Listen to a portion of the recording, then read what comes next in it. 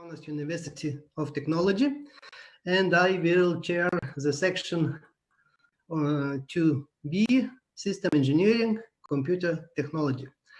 We have 6 presenters, but now we have only 4, but we'll start our session. For every presenter, the time for presentation at overall will be 15 minutes. So please try to present your work in 12 minutes and leave about 3 minutes for discussion. The first presentation is graphic library optimization for MIPS architecture, and Teodora Novkovic will present that work. So please, Teodora, share your screen and present your work. Thank you. Hello, everyone. Welcome to my presentation. My name is Teodora Novkovic, and I'm from Novi Sad, Serbia. I'm a teaching assistant and a PhD student on the Department for Computer Engineering and Communications at the Faculty of Technical Science in Novi Sad. This paper was written together with my colleagues, Zeljko, Lukac, and even Kastelan, also from Faculty of Technical Science, and Petar from RTRK Novi Sad. Before we start, I would like to thank you all for giving us an opportunity to present our research work at this conference and also in a journal. Firstly, this is the overview of our presentation. I'm going to make an introduction in order to define a relevant problem and motivation. Then I will present MIPS architecture and instruction set. After that, I will present the main idea and our optimization approach. Afterwards, I will show some slides containing the evaluation results. And finally, at the end, I will bring some conclusions and future work. Our motivation is based on one of the problems of embedded system design, for example, how to make software efficiently run on the US processor. The aim of this paper and research is to analyze the efficiency of the compiler-generated code for the PNG graphic library and to present results obtained by optimization for MIPS architecture for real-time operation. The official graphic library that is used in applications for PNG image processing is libpng, and it supports almost all of PNG's features. This graphic library depends on zlib library that is used for data compression and decompression. libpng has significant potential for SIMD acceleration due to the type of data and operations performed during the image processing. In this work, we use MIPS 3274K core, and it is the first member of family of 32-bit RISC CPU cores. And as you can see in the figure, the platform can have optional or configurable parts, which are shown in green. And also, this core contains a load store units and separate data paths, and can execute up to 2 instructions in parallel. The data path contains 32-bit arithmetic logic and multiple divide units. These processors can be found in set-top boxes, voice over IP systems on chip, networking equipment, etc. And this course supports 2 instruction set extensions, but we will focus on DSP-AC revision 2.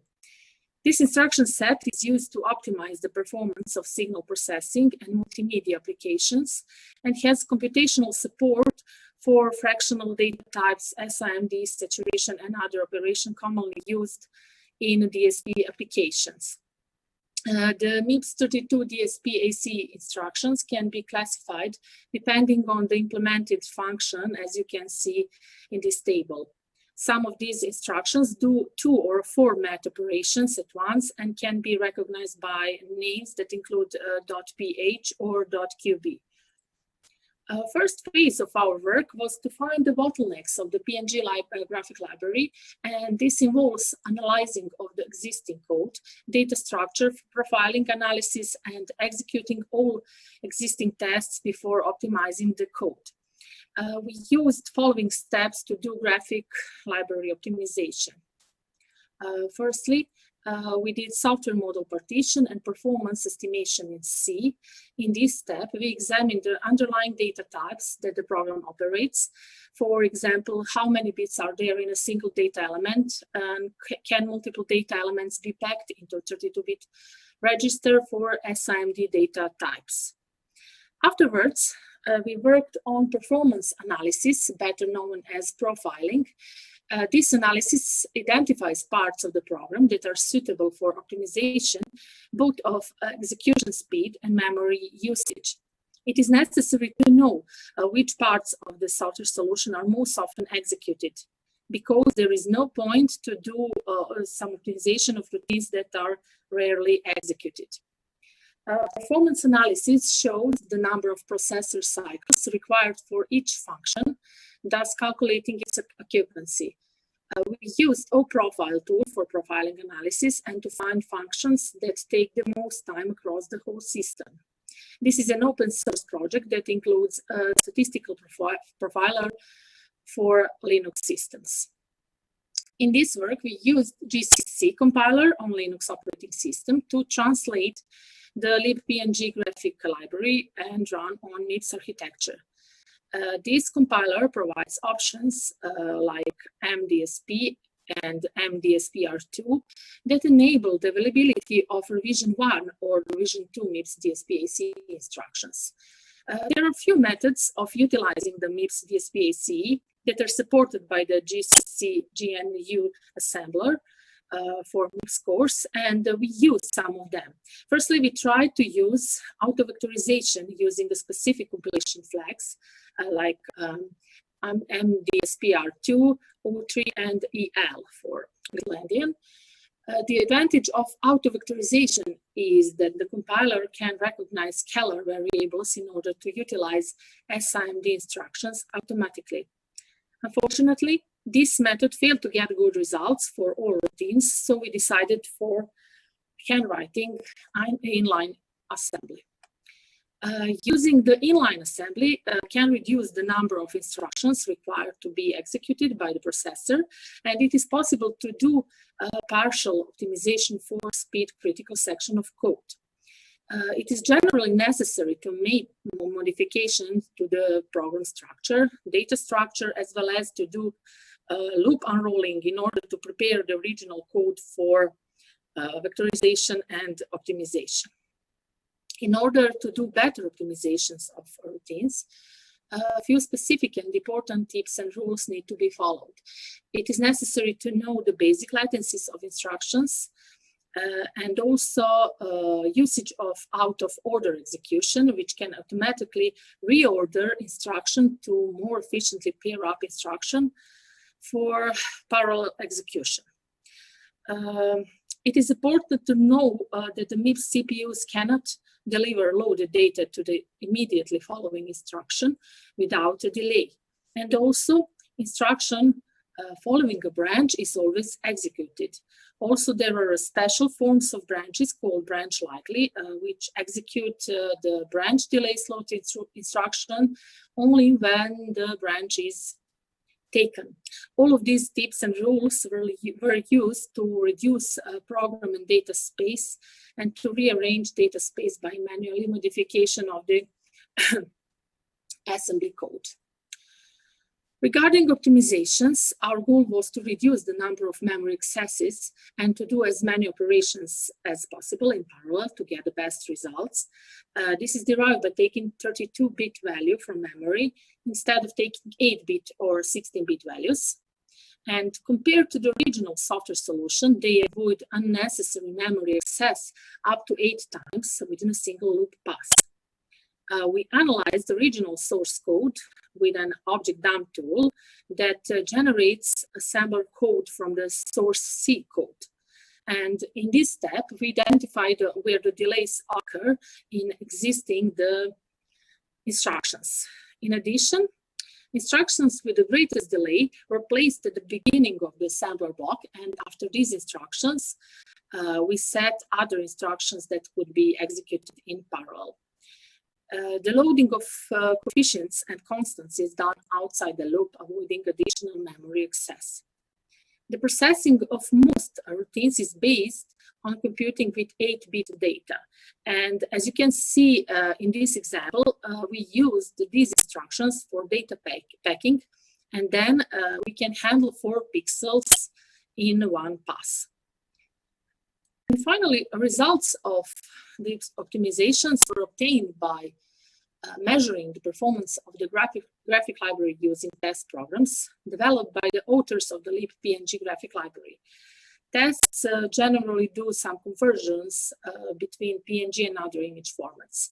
And before using existing libpng tests, we created our standalone tests to verify bit exactness and acceleration for all routines.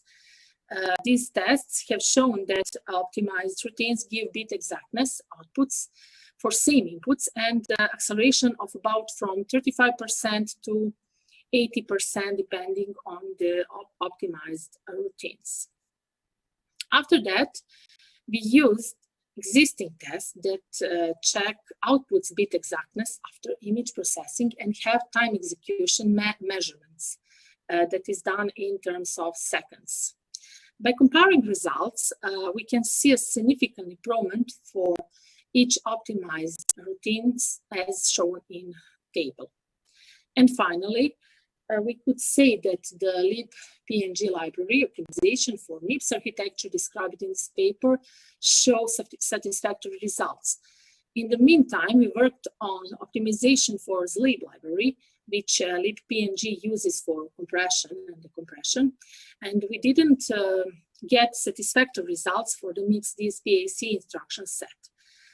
Maybe further enhancement of the execution speed of the PNG image processing algorithm on the MIPS platform can be achieved by introducing support for the MSA extension of the MIPS instruction set that implements 128-bit wide vector registers that significantly increases the possibility of parallelization. Thank you for your attention. If you have any questions, please feel free to ask me. Thank you for your nice presentation. So please, is there any questions?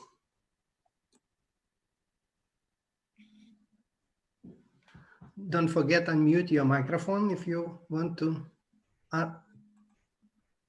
speak. Okay, so I have one question for you. If you mean that assembly language program which is written in assembler will be always greater speed for than C language, or that are qualifications of the programmer who can write programs in the assembly language? Sorry, but could you please repeat your question? Because I have some sound cat. The main cat is the program which is written in assembly language. Always will be speed more greater than you translate from C and optimize. It is always by nature, because assembly language is processor language, as I know.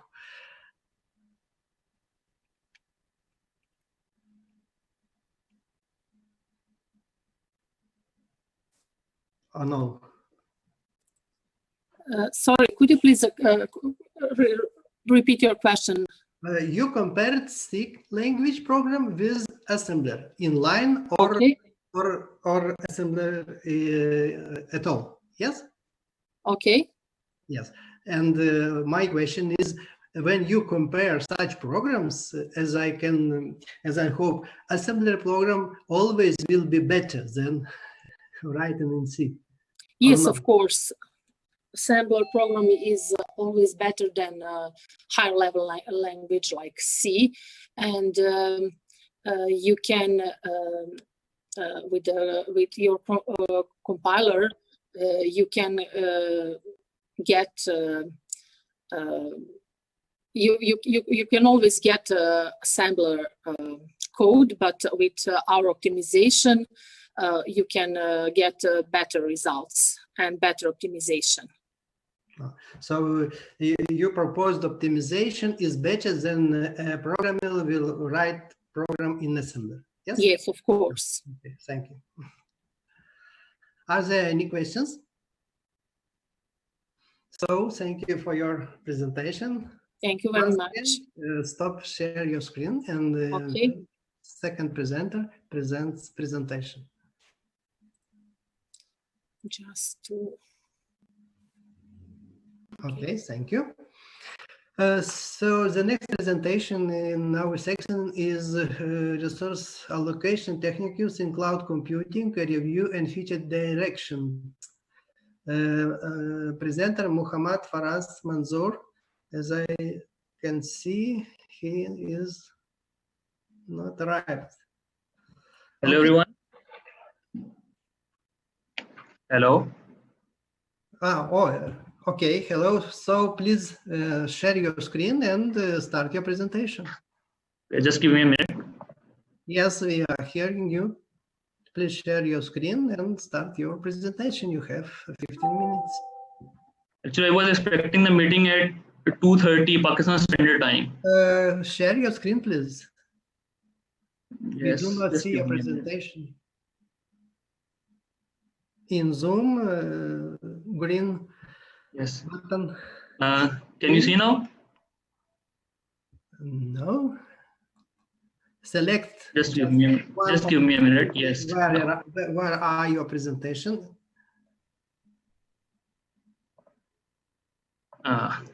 Now, can you see now? Yeah. Yes. Now is everything okay? Please start. Okay. My name is Muhammad Faraz Manzoor, and I'm doing PhD. Start your presentation at the main screen. Okay. We know my name is PowerPoint, but do not see slides. Wait, now, can you see slides now? F5. Oh, okay. Now is everything okay? Let's go. Oh, everything is visible right now. Okay. Yes, everything. Oh, okay. Okay. My name is Muhammad Faraz Manzoor. I'm doing computer science from University of Management Technology, Lahore, Pakistan. The topic of my research is resource allocation techniques in cloud computing, a review and future directions. First of all, the outline of my presentation is introduction, related work, research questions, noticeable techniques that we discover from this research, promise future directions, and conclusions. First of all, cloud computing, everyone is familiar with the cloud computing, and everyone know that is it a very important model to process data and execute computationally concentrated application in pay-per-use method. On the other hand, one of its very important component is resource allocation. And why resource allocation is so important? So that it can make the task to work efficiently and to finish it in the given time. First of all, introduction. Resource allocations is a very challenging task. Why? Because the resources are always available in a finite manner, and the demands of consumers are always increasing. So we have to allocate the resources according to their manner, and it has to be a cost effective. Why? The aim of resource allocation is to limit the overhead expenses that are associated with the resources and consumers' tasks. The aim of this research, we presented the resource allocation techniques in structured literature manner in the different aspects of the techniques. We have sorted the techniques in the 5 heads, given that strategic, target resource optimization, and scheduling and power. There were few surveys available in this particular field, but what makes our research different from this is that the review proposed by the Lithuania and Chuba in the field of resource allocation and resource scheduling is that they didn't propose the taxonomy in the particular field. On the other hand, in the work of Muhammadiyah, they also describe the resource allocation and monitoring, and they put a light on the very important issues, but they didn't evaluate the techniques they discussed in their paper. And on the other hand, Mr. Bhamani also provide the survey allocation techniques, but the problem was that they also didn't evaluate the given techniques in the particular field. Now the research question we have addressed in our paper are the significance. What are the significance of resource allocation? What are the already developed existing techniques in resource allocation in cloud computing? Also, there were few parameters considered which has to be considered by the developers while developing the resource allocation techniques. We have also shortlisted and evaluate the techniques on these parameters, which I will explain in the future slides.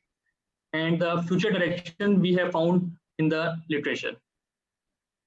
First of all, significance. What are the significance of the resource allocation techniques?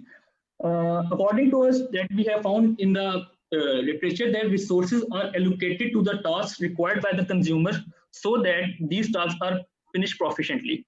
And how can we finish these tasks proficiently, given that the four parameters that are when the resources are assigned, how much time is taken, what is the predecessor actions, and what is the relationship of the predecessor between the resources and the consumer task. And also, what the resource allocation in cloud computing also includes the resource disclosure, choice provisioning, application planning, and administration of the resources. And in the end, and the most important significance of resources, that it has to be intelligent enough to make the decision that when resources has to be allocated, what resources has to be allocated, where resources has to be allocated, and how much resources has to be allocated to the consumer's task, so that it is complete on the given time. Now, focus of the techniques were, I have already discussed, that strategic, target resource optimization, scheduling, and power. There were many techniques, so we have classified these techniques into these given heads and also subdivided further into given parameters. Now, every technique addressed different type of problems during their development. So there were many parameters, but what we considered that the cost, resource utilization, energy, workload, execution time, response time, and user satisfaction. These are the most prominent parameters that we thought that every technique has to address. Now, when we are talking about cost, in this paper, we didn't address the cost associated with the cloud service consumer, but the cloud service provider. On the other hand, resource utilization, every cloud service provider wants their resources to be utilized in a maximum manner. They don't want to they don't want to put their resources idle. And when a very important factor, energy, is that when you are living in a subcontinent like us in Pakistan, India, or Bangladesh, the energy prices is very high there. So when we are talking about the resource allocation techniques and addressing the parameter energy, we want it to consume as low energy as possible. Workload, the technique has to be intelligent enough to shift the workload when the one resource is occupied maximally. And in the end, execution time, response time. Now, these are the parameters that are important for both point of view, cloud service provider, cloud service consumer, because they don't want to take the time in these parameters. And in the end, user satisfaction. Now, user don't bother that what is happening behind the scenes. They just want to be satisfied as much as possible. There were many techniques that we have discovered in the literature, but there were few noticeable techniques that every author has presented, and we have shortlisted them from our literature. For example, when we are talking about dynamic-based resource allocation techniques, Ms. Sarvasati proposed a work which is effectively efficient, but because it is consuming less cost, the utilization of resources were high and execution time was low. On the other hand, in the field of artificial intelligence, Mr. Liang also proposed a technique which is more efficient than others because the consumption of energy, workload, and execution time was low. When we are talking about virtual machine-based resource allocation techniques, Mr. Thamarai also proposed a technique which is cost-effective, response time and execution time of task is low. In the network field, Mr. Sun's proposed technique was also relatively efficient because the workload, execution time, and resource utilization was high. When we are talking about maximum resource utilization-based techniques, there was a work of Mr. Volke, which is more efficient because the cost energy was low and resource utilization was high. Now, when we are talking about quality of service, Mr. Lu has presented a technique which is more efficient because they have addressed both the perspective of the cloud service providers and cloud service consumers. There were few algorithms for scheduling which we also considered is very important. For example, priority-based resource allocation, in which Mr. Lee proposed a technique which is cost-effective and response time and workload was very low. Very famous resource allocation, very famous algorithm for scheduling is round robin, and it is also very prominent area in the resource scheduling techniques. When we are talking about it, Mr. Mishra proposed a technique in this field which is more suitable because of the resource utilization and user satisfaction was very high. In the end, power-aware resource allocation techniques was also very important. We have subdivided it into two fields: energy-aware resource allocation techniques and thermal-aware resource allocation techniques, in which the Mr. Notoke proposed a work which is effectively efficient because the cost, energy, and workload was very low. And in the end, the thermal-aware resource allocation techniques was proposed by Mr. Yaitsu, which has a low cost, low energy consumption, low execution time, and very high user satisfaction. Now, point to be noted: when we are talking about parameters, it is not good when every parameter is high, because we have arranged the parameters in a quantitative manner from 1 to 5. 1 is being the lowest and 5 is being the highest. When we are talking about 5, it is not good for the specific parameters such as cost, resource, cost and energy, because when we are talking about cost being is equal to 5, it means it is consuming a more cost, and same goes to energy. It has to be as low as possible, so it varies this parameter to parameter. In the end, the future direction, according to us, the resource allocation based tech has to be intelligent enough to map the workload and resources for the better scheduling of jobs. And we also find a gap in the artificial intelligence based resource allocation technique, that it is not as much cost effective as it should be. So we thought that it has to be cost effective and it has to be developed in a manner that it is suitable for the larger systems. In the end, the network-based resource allocation techniques has to satisfy the consumer requirements more, and it has to reduce the communication cost by finding out the shortest path between the consumer task to the allocated resources. In the end, and the most important according to us, that it is very low, less power-based resource allocation techniques reviews are available, which are addressing the green optimization.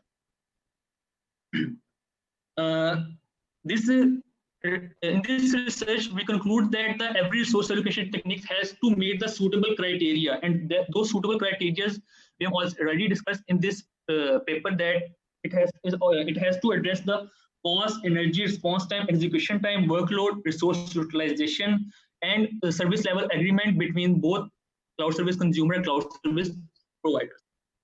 Also, this study also helps us to conclude that the recent developments in storage infrastructure, networks, and wireless communication and virtualization have greatly influenced the research being conducted in the field of cloud computing. Thank you. These are the references that I have used in this research. Any questions? Thank you for your presentation. Now, is there any questions, please?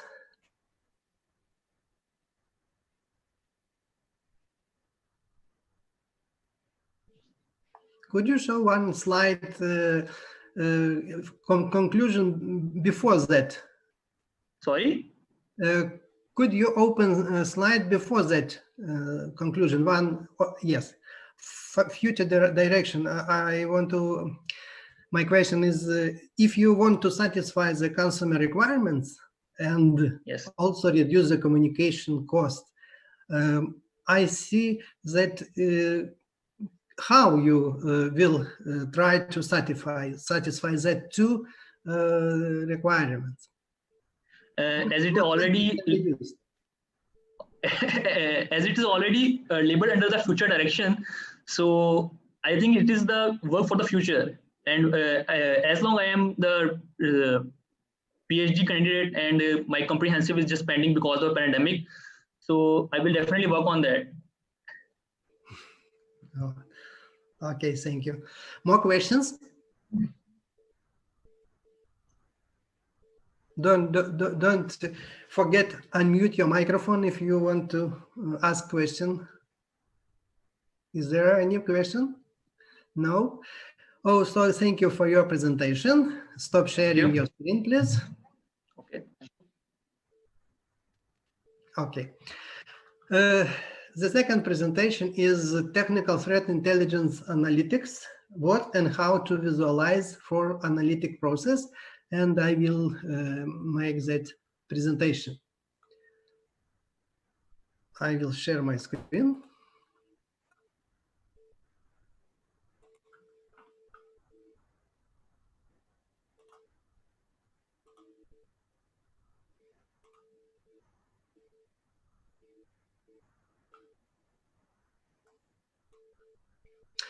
Okay. Are you see my presentation? Yes, everything is okay. Okay, thank you. So I am Jevgenijus Toldinas and I will present that presentation. Outline: introduction, related service on visual analytics, methodology used in our analysis, challenges of visual analytics in the technical threat intelligence and domain, and conclusions. So visual analytics concentrates on using data visualization techniques. Visual data analysis helps to recover patterns and anomalies in aggregated multi-dimensional environment. The purpose of visualization is to help domain analysts in technical threat intelligence analytics to maintain security of hardware and networks by contributing to intelligent tools and decisions support frameworks. Besides, visual techniques have been utilized in cybersecurity domain. Visualization methods are especially advantageous for situational awareness and threat intelligence. Meaningful visualization of the security data enables to acquire beneficial observations that allows domain experts to make knowledge decisions. So, as based on the related surveys on visual analytics, we found that about 130 works from period of 14 years, we found 130 works. Information visualization over 80. So the problem is actual, and we try to analyze that. Methodology used in our analysis were Bertin's semiotic theory of graphic, and that methodology has been extended by Moody to physics of notations, because Moody analyzed the use of visual notation consisting of graphical literals, their rules of composition, and assigned meaning for developing effective domain-specific visual languages. So, principles of physics of notation are as follows: semiotic clarity, there is mapping between graphics and semantic meaning. Perceptual discriminability, elements are clearly separable to view. Semantic transparency, visual elements suggest their meaning. Complexity management provides explicit tools to tackle complexity. 5, cognitive integration, the ability to integrate information across different sources. Visual expressiveness, visual variables fully exploited. Double encoding using text to duplicate visuals. Graphic economy, limit the amount of graphics. In cognitive fit, ability to adjust for different tasks and audiences. So, the summary of our result based on physics of notations are shown in the table. We evaluate some tools selected from scientific papers for the criteria as good, average, bad, and not applies if there are any, if you don't find any information. The table continues here. We will also can see good, average, bad, and not applies evaluations. And the summary of our results we will propose in that table. So if we calculate good, average, bad, and not applies evaluations, we can define that average and bad is 30%, average, and bad 34%. At all, 64% is not good, but average or bad. So based on that analysis, we have formulated challenges in the technical threat intelligence domain as follows. The first, the collaborative visual analytics underscore the importance of sharing knowledge and sapience between collaborating technical threat intelligence experts. Heterogeneous data analysis, the creation of uniform interaction mechanisms to visualize heterogeneous data sources will remain challenging. Human factor also, effective use of visual variables that are highly influential for real-time data exploration tasks at now time.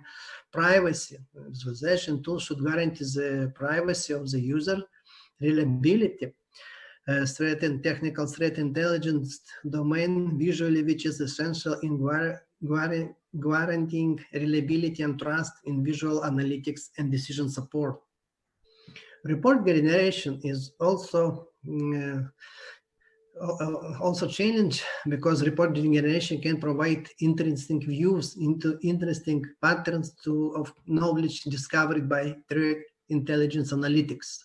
Scalability, cloud computing and others, and also the explosive growth of information usable for technical threat analysis remain an enormous hurdle to visualizing the domain information efficiently. And usability is also a challenge because visualization should be well implemented and satisfying while ensuring efficient decision support. Main elements of usability such as familiarity, learnability, responsiveness, intuitiveness, helpfulness, and satisfactoriness must be guaranteed.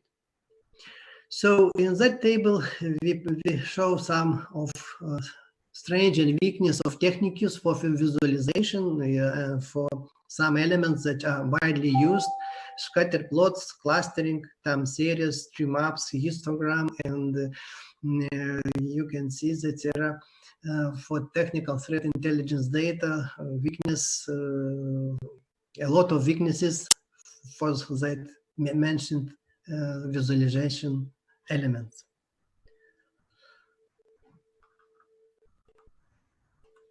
Conclusions. So novel methods should be examined to visualize the fidelity and fuzziness of threat intelligence data. And we see that there are no standard design principles to support visualization of threat intelligence data. The enormous growth of network data translates in data visualizing problems using a traditional display screen with a constrained size and resolution. So comprehending large-scale data patterns require both visualization and big data analytics methods to achieve a high level of scalability and performance, which is especially important for recognizing large-scale cyber attacks in real time. And developing visual analytics methods that work efficiently with real-world data in real time remains a huge challenge. Any efficient visualization workflow should be based on a solid background, such as the model of visual analytics system, one of these depicted in the picture. So thank you for attention. If you have questions, please ask.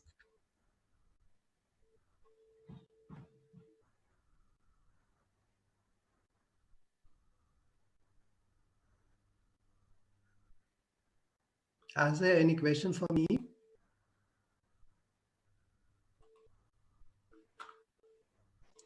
No. Okay, so thank you for your attention again. And now we will start the next presentation. The next presentation is continuity detection method in binary image signal. So Zdenek, please share your screen and start your presentation. Okay, thank you. You do not hear? Yes, I am here. Can you hear me? Can you hear me? Very simple. Is it better? Oh, yeah. Yes, now it is better. Share your screen, please, and start your presentation. Okay. Okay.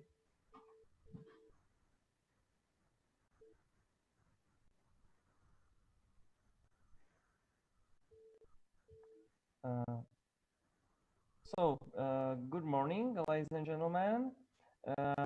My name is Zdeněk, and I am from Technical University of Austria from Czech Republic. And I'd like to present you the project task which we work on it with our colleagues from Poland, from the Białystok University of Technology. And that our main task is continuity detection method in binary image signal.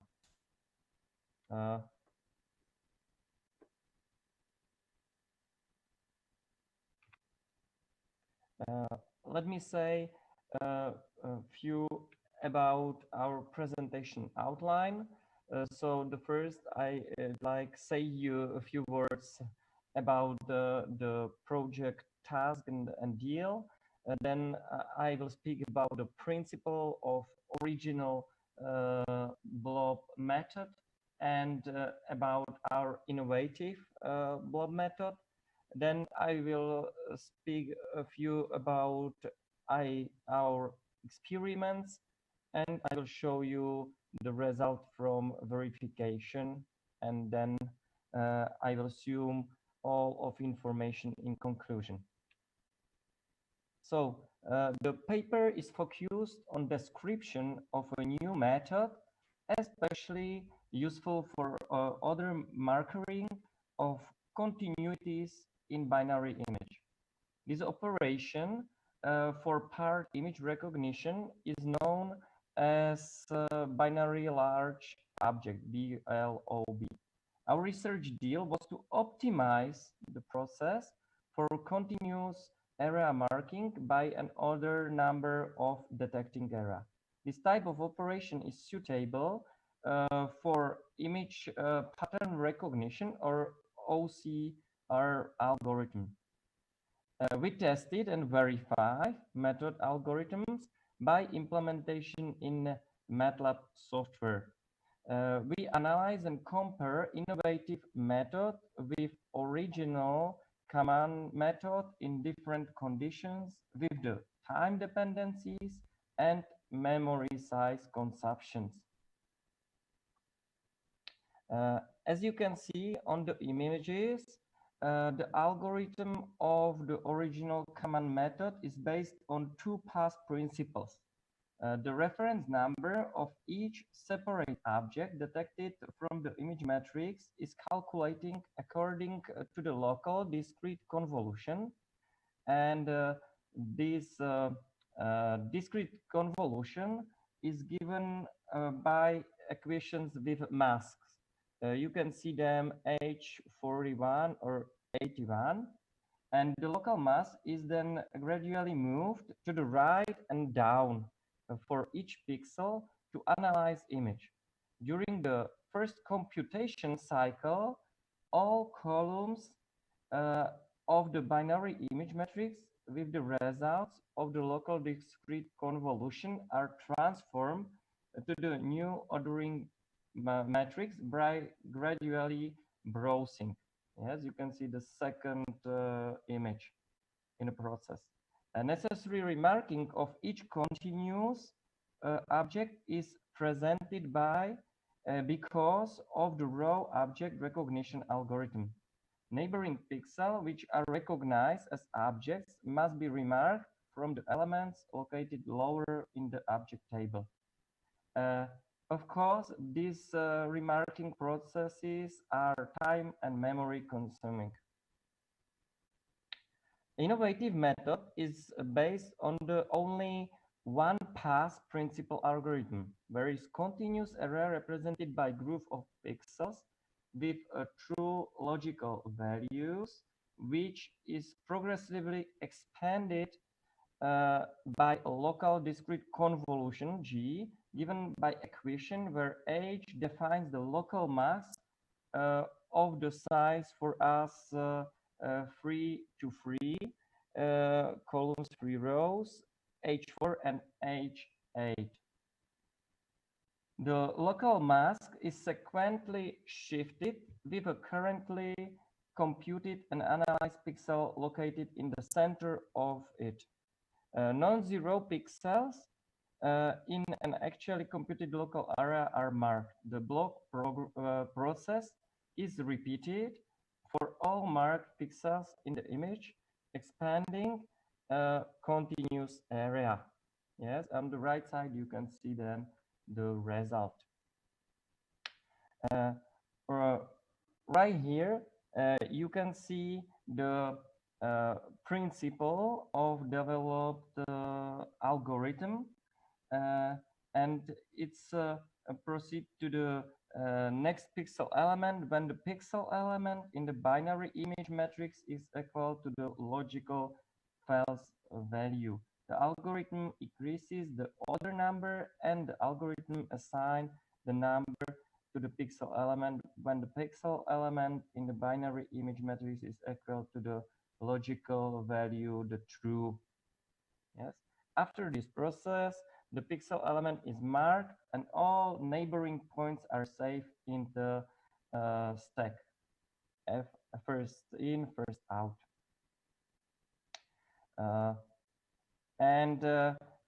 Right there, you can see the comparison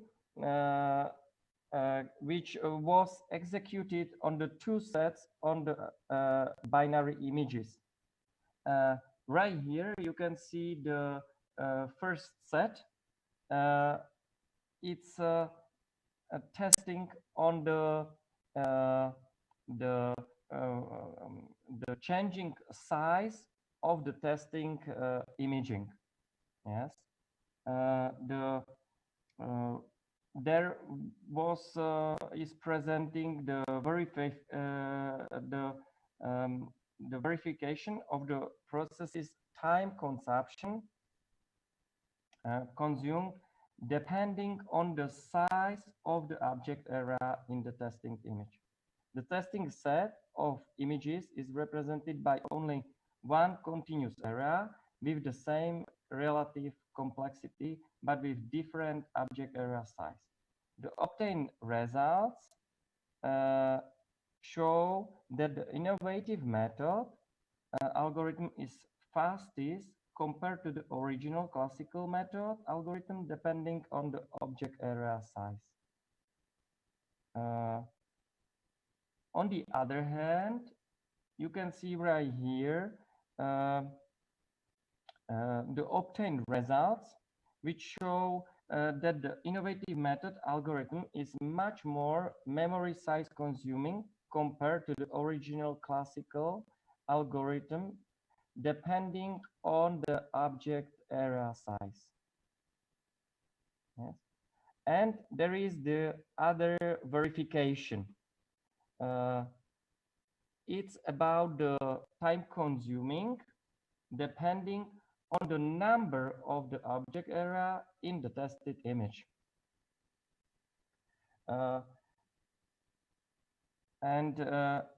You can see that the size of them is the same. Yes, the obtained results show that the innovative method algorithm is faster compared to the original classical method algorithm, depending on the number of the elements.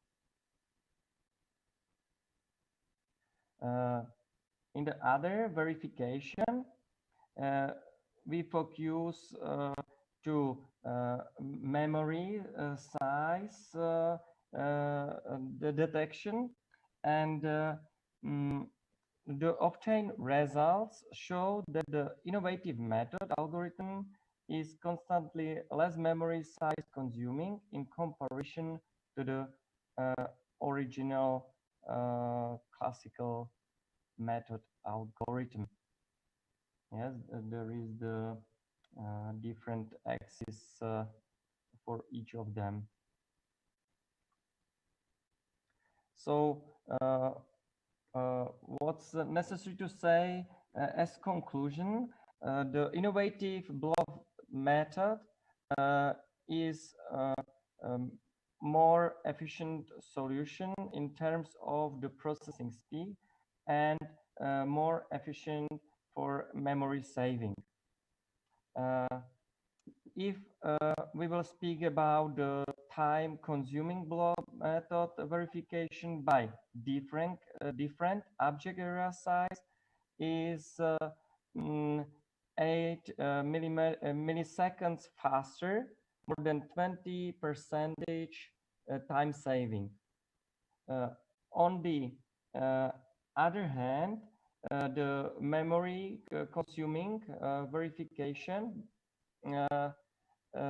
it's the innovative method is same memory size for a small object, but for bigger ones, it's more than 6 times larger memory size in the new innovative method. What could be the problem for it? If we verify the time consuming by different object number, it was about 6 milliseconds faster, more than 15% time saving, and the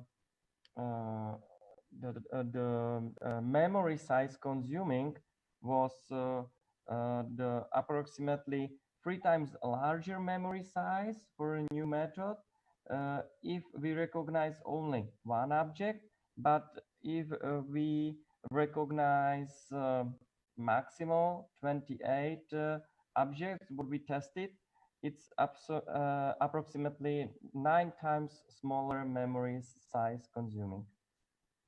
So that's our results. I can say that this method is suitable for the low power microcontrollers applications where we use this algorithm. And thank you for your attention, and feel free to ask me about the problem in this presentation. So thank you again. So thank you for your nice presentation. Have any questions?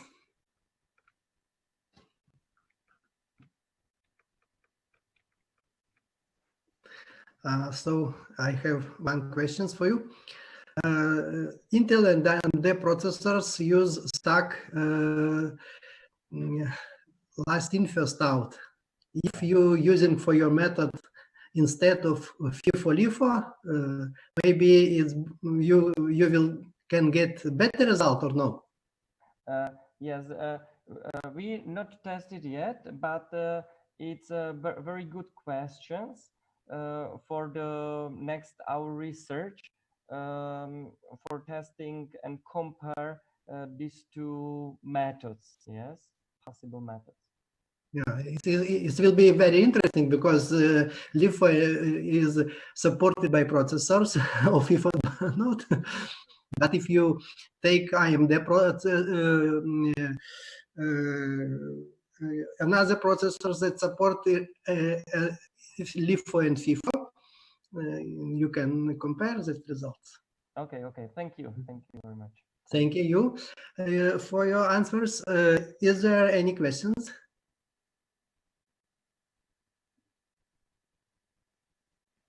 No. So thank you again for your presentation. Please stop sharing your screen. Okay, thank you. Bye. Bye. The next presentation is formal algebraic description of a fog IoT computing environment. And the presenter, Pedro, please share your screen and start your presentation. Okay, thanks very much, Mr. Chairman. Good morning to everyone. My name is Pedro Juan Roig. I'm coming from Spain, from Universidad Miguel Hernández. And this presentation is about formal algebraic description of an IoT fog computing environment. First of all, a small introduction, then a model overview, and then I'll present different scenarios, right? And finally, I'll draw some conclusions. Well, introduction. Fog computing is one of the driving forces in computing research nowadays. The development of fog facilities is key for the full-scale deployment of IoT environments by means of a range of technologies such as 5G or Wi-Fi standards. The target in this paper is getting a formal algebraic description of a fog computing environment, basically achieving a general expression for the migration of VMs belonging to users getting from cloud to fog, moving around the fog, and getting back to cloud. Well, as an IoT device moves away from the coverage area of host 1 and gets close enough to host 2, VM migration takes place, right?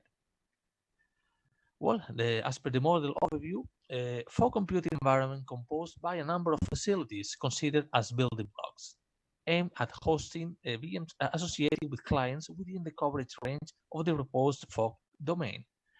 So if the client moves out of the coverage area of a particular building block, either its associated VM migrates to another one or it gets back to the cloud.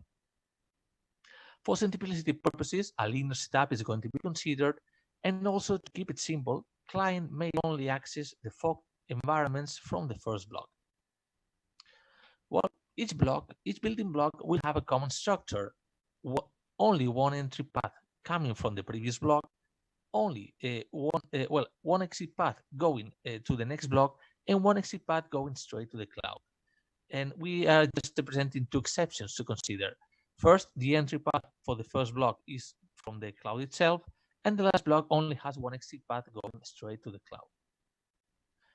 As per the nomenclature, we're going to say use variable f sub x, meaning building block x, r sub I, meaning entry point from channel I, S sub O, meaning exit point out of channel O to the next block, and S sub O hat, meaning exit point from channel O hat to the cloud.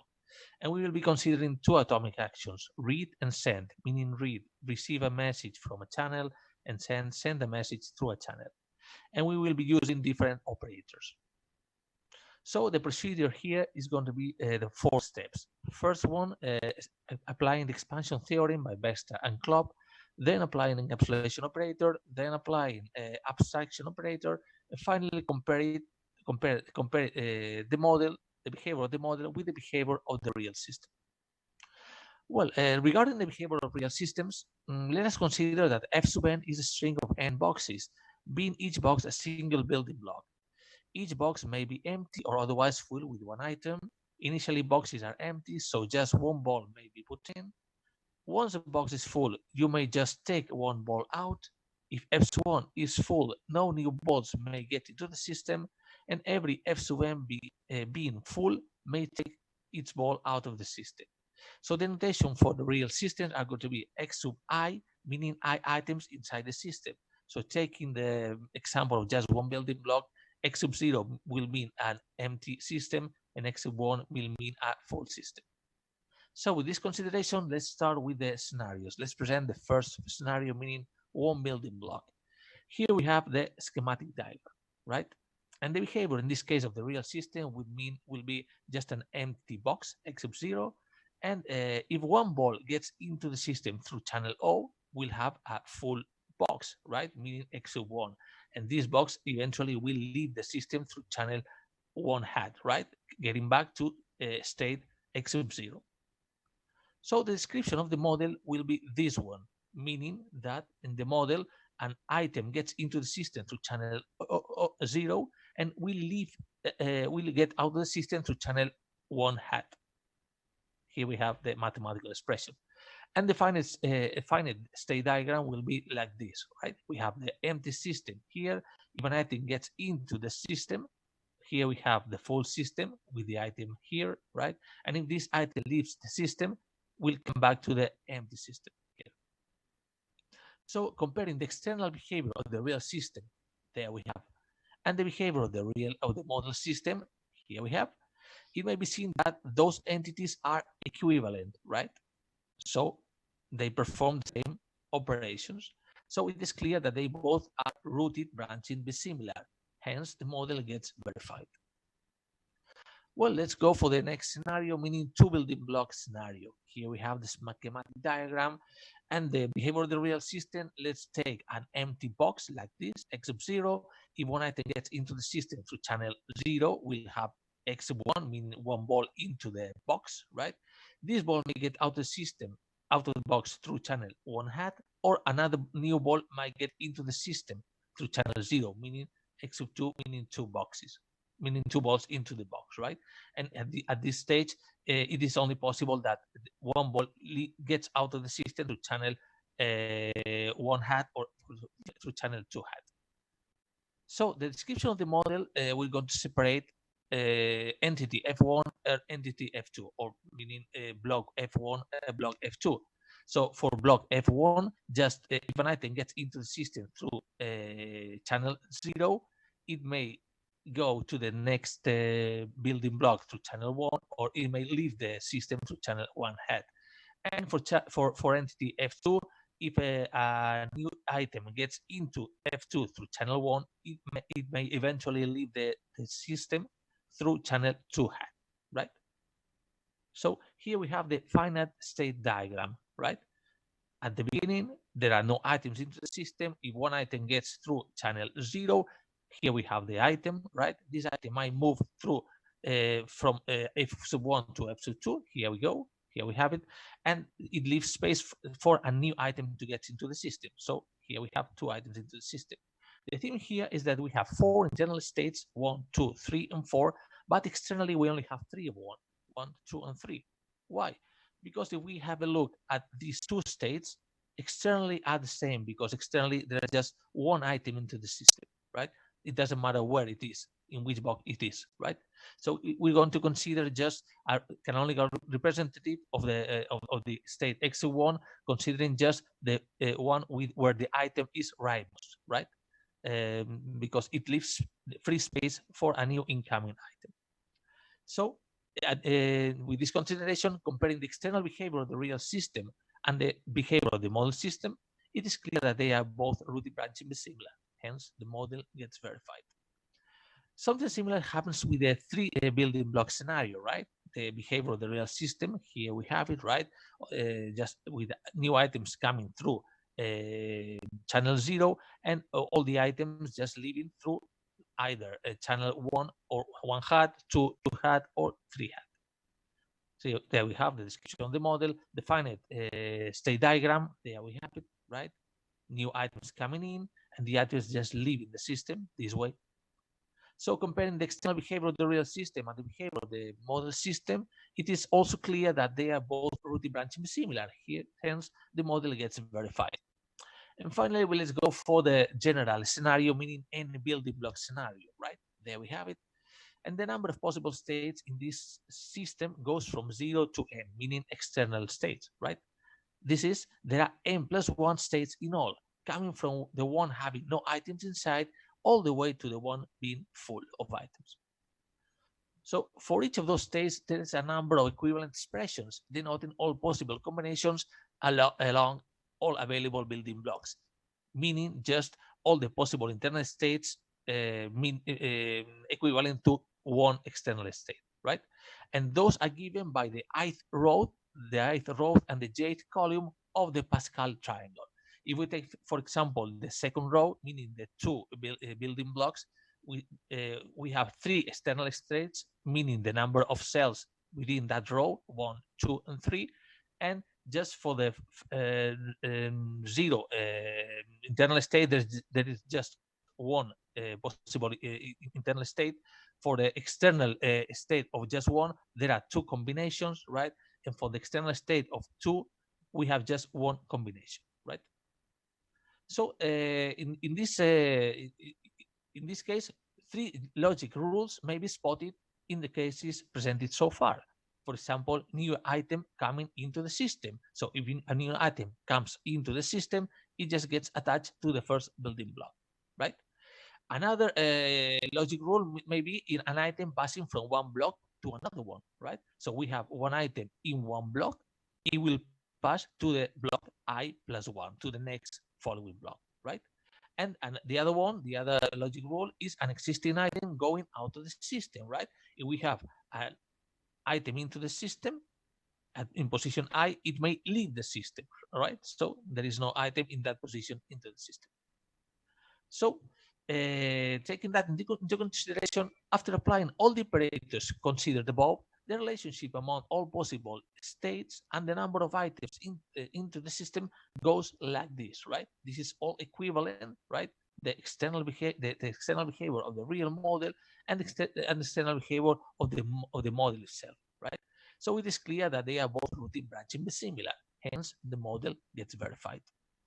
And finally, conclusions. A formal algebraic description of an ad hoc IoT environment composed by n blocks has been done.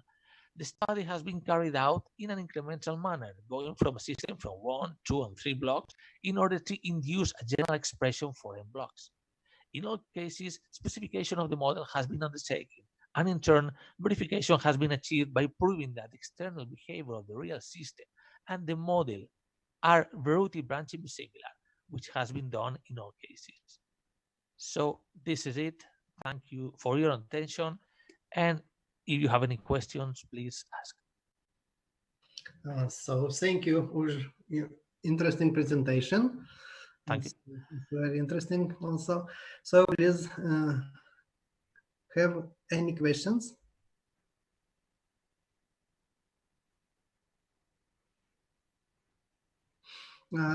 So I have a question. Size of block is in your model evaluated, or it is not important? Well, we just undertook just theoretical works, right? So in order to keep it simple, we just decided that in each block there is only one item at maximum, right?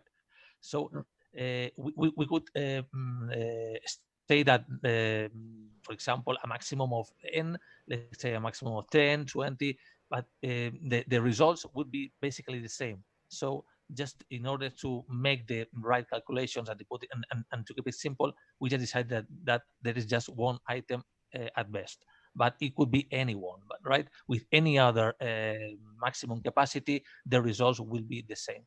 Mm-hmm. But every block must be the same size, yes? Yes, it could be the same, yes. Or could be not the same size of block. Well, basically, it could be different. I mean, it could be different because the important thing is that when the block is full, there are no more capacity. So taking this into consideration, it doesn't matter if the capacity of the different blocks are different. So the thing is, when a block is full, that's it. No more. There's no more space. So just the new items have to go straight to the cloud. That's it. Okay. Thank you. You're Is there welcome. any questions? No. So thank you for your presentation. Once again, please stop sharing your screen and we'll... You're welcome. Thank you. Yeah. So next presentation is a new classification approach with deep mask CNN for synthetic aperture radar image segmentation. And that presentation will make Ridwan. So please share your screen and start your presentation. Hello. Can you hear me? Yes, we hear you. Start your presentation. Oh, okay. Everything okay, please. Okay. Hello, welcome to my presentation. My study is related with mask RCNN algorithm for synthetic aperture radar image segmentation. And as an introduction, I want to explain to my study. In this study, a hybrid classification approach, which is combined with a more deep mask region convolutional neural network and sparsely driven stacking algorithm is proposed for synthetic aperture radar image segmentation.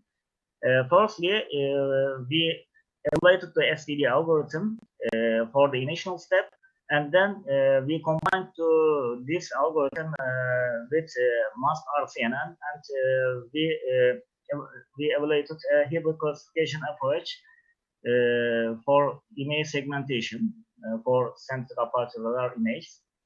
And as you know, synthetic aperture radar images are widely used in satellite technology, especially these images are used for a lot of areas, such as military for unmanned air vehicles or early warning systems. Is mostly used radar images, and because of this, segmentation methods play an important role for extracting the meaningful part of the SAR image.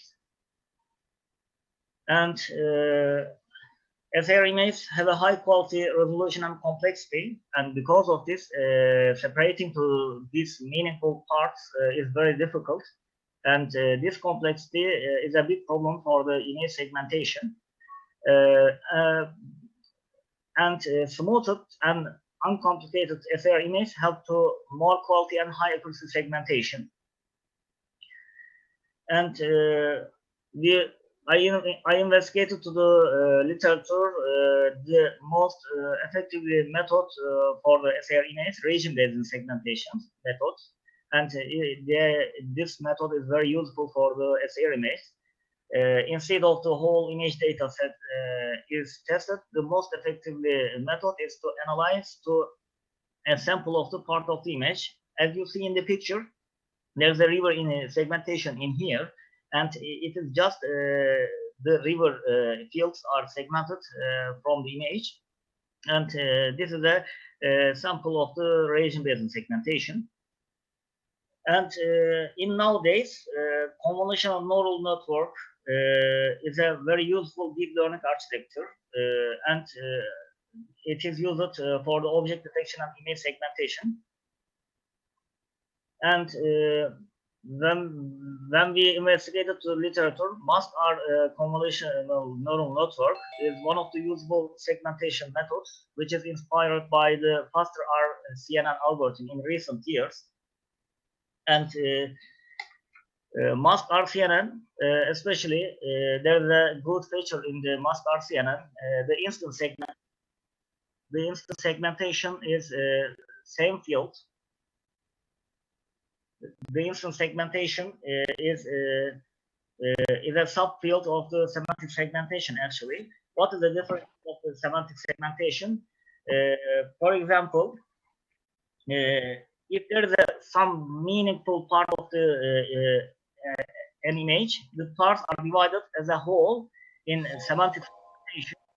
But in the instant segmentation, if there are the same meaningful part of the image in the image, the parts are divided separately. For example, in here there are a lot of persons in the picture, but by using the instant segmentation, these meaningful parts are divided separately, even if they are in the same class. This is the person class actually, but these are divided separately with the same, with the different colors. And there is a good feature in the mask RCNN algorithm. And I want to explain two related works for my study. Sparse driven distracting method is used in our study, and SAR images have a lot of speckle noises, and the noisy speckles of the SAR image constitute an upscale for image segmentation. And according to this, complete mixed pixel similarity is a big problem with this in the segmentation process. Because of this, we note that the speckle noises should be reduced for a high quality SAR image segmentation. What is the STD method? STD method is developed for reducing the age and point noises of the SAR image with the L0 and L1 norms by using a single parameter and less execution time. As you see in the picture, this is the original SAR image. But when we filter to image by using the STD method, the edges are sharpened and also the speckle noises are reduced with this method. And this is a useful method for the image segmentation. This is the initial step for our study.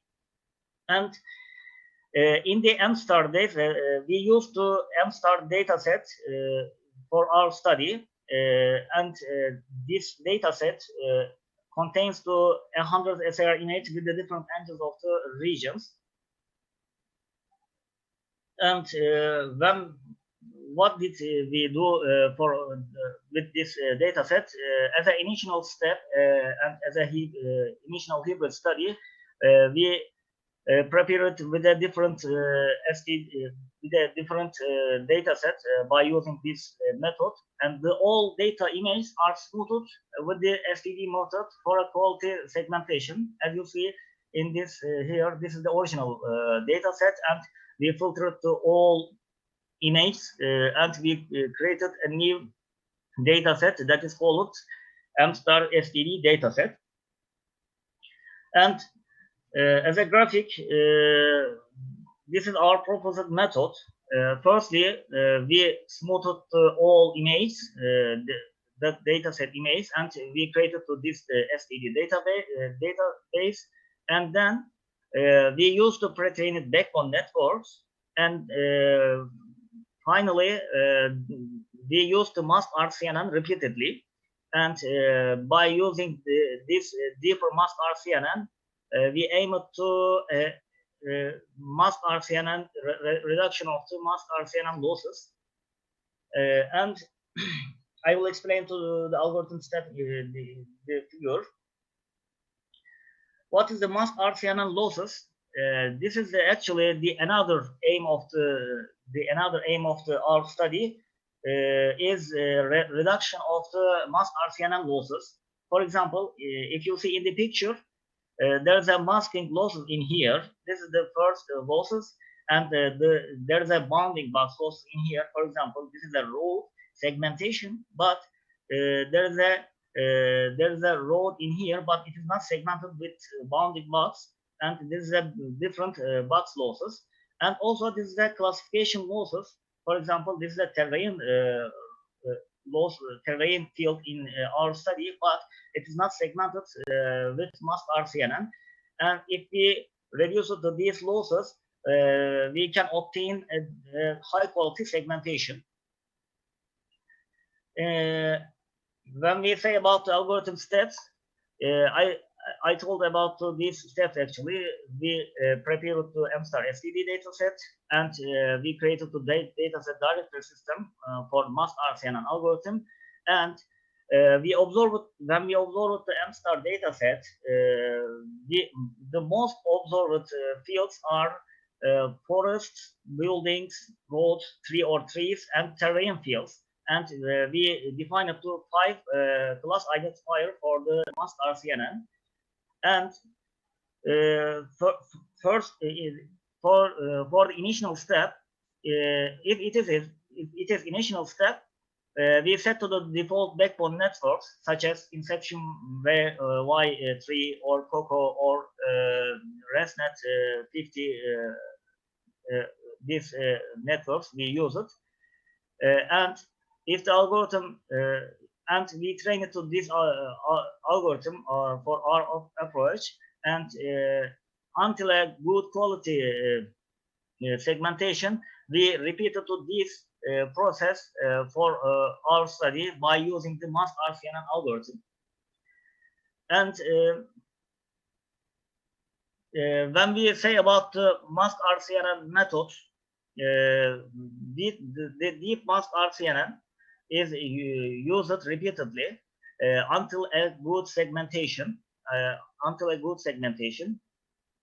For example, we compare it to these backbone networks in our study. There are five backbone networks for our study, and we arrive at to most accuracy rates in the second time, but these methods are also can be also used a lot of times until a good quality segmentation, and we arrive to our good segmentation in ResNet 50 and Coco backbone networks. I want to show a few segmentation results with different results.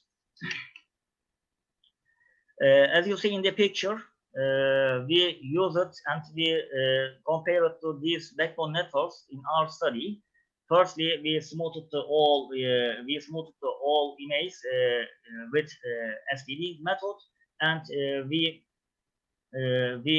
executed the mask RCNN algorithm as a deeper, another expression repeatedly. We use it, and until a good quality segmentation, we repeated this process.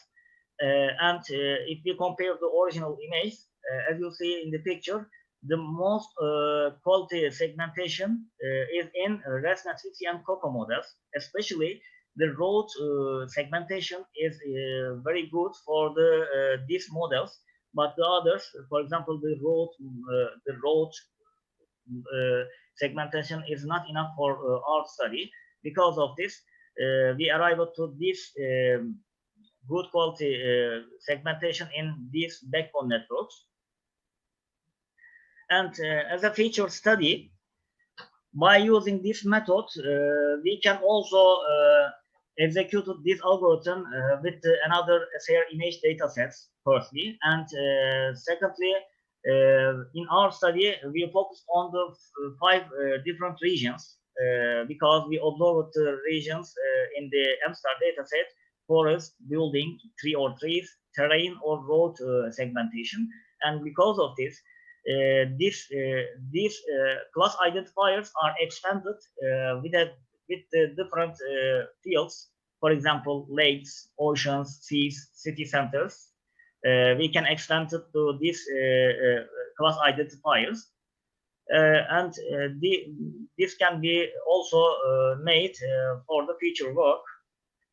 And thank you so much for your attention. If you have any question, I can reply to your questions. Thank you.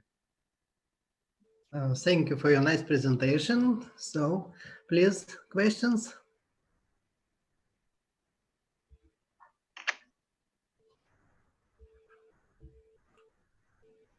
Is there a question? So, I will ask a question. In CNN networks, one of the methods that is used data normalization, because the forest buildings that images has not the same data. Are you using data normalization methods, and if what methods are used? One of that is min, max, and others, as I know. It's actually mask RCNN, especially also a combined segmentation method, we can say. For example, I want to show. For example, this is the region-based segmentation, and as a conventional neural network, the mask RCNN is used for our approach because this is a very useful segmentation, and because of this, we repeatedly use this segmentation method for our study. So you use masking loads method for that, yes? Yes, of course. For this for not the same objects. Yes, we aim to these losses in our study.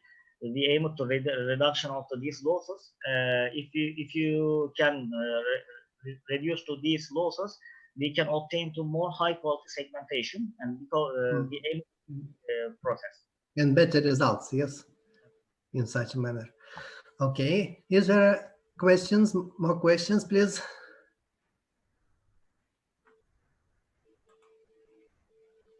No. So thank you again for your presentation.